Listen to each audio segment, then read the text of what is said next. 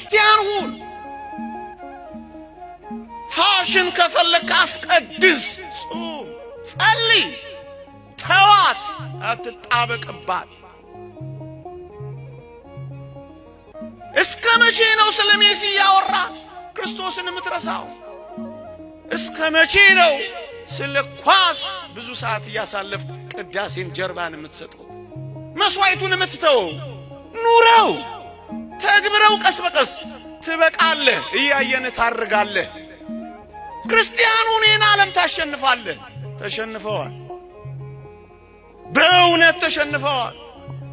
ተቆጣጥረዋቸዋል። ይሄ ስልት ሌሎቹን ደፍቋል።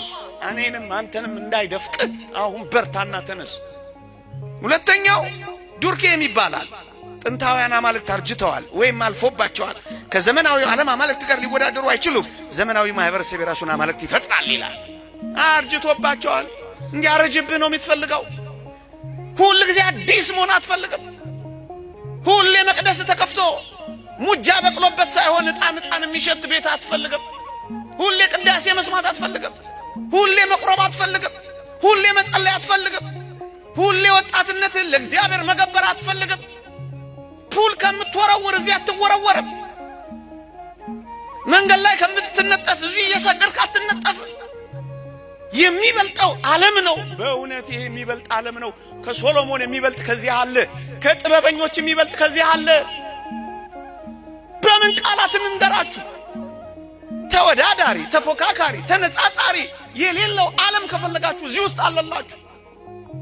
ደረታችንን ነፍተን አፋችንን ሞልተን የምንናገርለት ኃያል ጥበበኛ እዚህ አለ። የትም አትልመጥመጥ። አልፎባቸዋል ይልሃል። እንዲያልፍልህ ነው የምትፈልገው፣ እንዲያልፍብህ ነው የምትፈልገው። አየኸው፣ እንደዚህ እንዲሆን ነው ቀምረው የሰሩት።